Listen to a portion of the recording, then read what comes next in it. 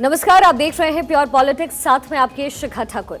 5 राज्यों की चुनावी लड़ाई एक बार फिर से परिवारवाद पर आई और इस बार ये मुद्दा बीजेपी ने नहीं, कांग्रेस ने उठाया है। जी हां, कांग्रेस सांसद राहुल गांधी ने परिवारवाद के मुद्दे पर तेलंगाना में केसीआर को घेरा और कहा कि तेलंगाना राज्य का पूरा कंट्रोल एक परिवार के हाथ में है और देश में सबसे ज्यादा भ्रष्टाचार इसी राज्य में है। राहुल गांधी के इस बयान पर अब सियासत जोरदार इस वक्त हो रही है। केसीआर की बेटी के कविता ने राहुल गांधी पर पलटवार करते हुए कहा कि शीशे के घरों में बैठ करके दूसरों पर पत्थर नहीं फेंकने चाहिए। तेलंगाना में राहुल के इस कथन का असर विधानसभा चुनाव में देखने को मिल सकता है।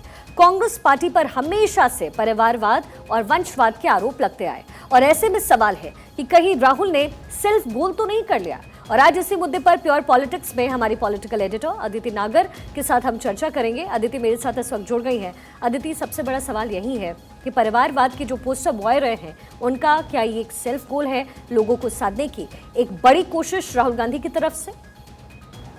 देखिए, जब चुनाव में उतरते हैं तो जो सबसे आसान मुद्दे होते हैं, जो जनता को अफेक्ट करते हैं, जनता को इम्पैक्ट करते हैं और जनता का दिल मन खिन्न कर देते हैं, वो सबसे इजी मुद्दा है भ्रष्टाचार और परिवारवाद। शिखा, मेरी आवाज़ मुझे वापस आ रही है, शायद टेक्निकल कोई फॉल्ट है। तो सबसे इजी मुद्दा होता है परिवारवाद और भ्रष्टाचार। और शायद नरेंद्र मोदी ने जब पूरी 2024 से लेकर अब तक जिस तरीके से भारतीय जनता पार्टी ने पूरी की पूरी राजनीति, भारतीय जनता पार्टी जो सेंट्रिक करी है, वो एक ही बात से करी है कि राहुल गांधी, गांधी परिवार, कांग्रेस केवल परिवारवाद और भ्रष्टाचार पे जाती है। अब बात आती है राहुल गांधी की। राहुल गांधी तेलंगाना गए।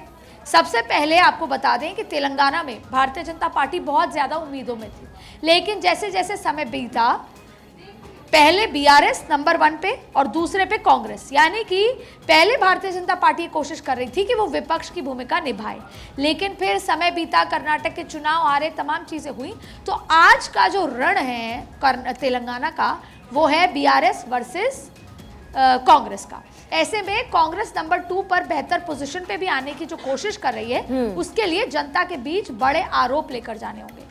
और आज जनता को जो इजी, जैसे एक बार मैं एग्जाम्पल के तौर पे आपको बताऊं, आम आदमी पार्टी का नामो निशान नहीं था, लेकिन जब आम आदमी पार्टी आई तो उन्होंने लोगों से कैसे कनेक्ट किया, यही बताकर कि हम तो आम आदमी हैं, हम भ्रष्टाचार नहीं करेंगे। ये जो बड़े लोग हैं, राजनीति के पद पे बैठे हुए लोग हैं, ये भ्रष्टाचार करते हैं, अपने परिवार के लोगों को आगे बढ़ाते हैं। हम तो आम आदमी हैं, आम आदमी के साथ आगे बढ़ेंगे, आम आदमी मंत्री बनेंगे, आम आदमी आपकी सेवा करेंगे। तो बहुत ईजी बाइंग पॉइंट होता है ये। तो आज राहुल गांधी ने कह तो दिया कि जो उनकी बेटी हैं कविता, उन पर भी आरोप लगा दिए, उनके पिताजी पर भी भ्रष्टाचार के बड़े आरोप लगा दिए और यहाँ तक कह दिया कि तेलंगाना में अगर इस देश में सबसे ज़्यादा भ्रष्टाचार कहीं है तो वो तेलंगाना है।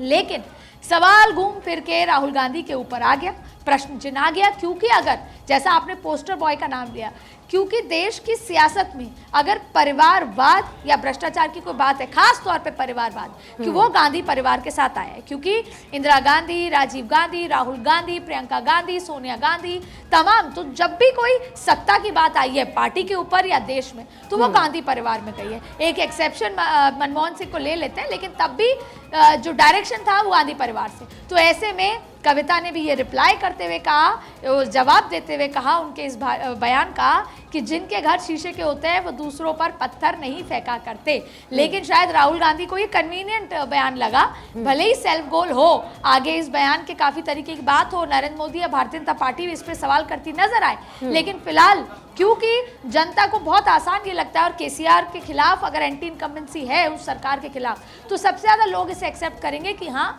यहाँ पर करप्शन है और ये परिवार को ही आगे बढ़ाने वाली बात है। यही वजह है कि राहुल गांधी ने इस तरह की बात कही। अब ये कितना बड़ा सेल्फ गोल होता है चुनाव में, ये आगे आने वाला वक्त बताए।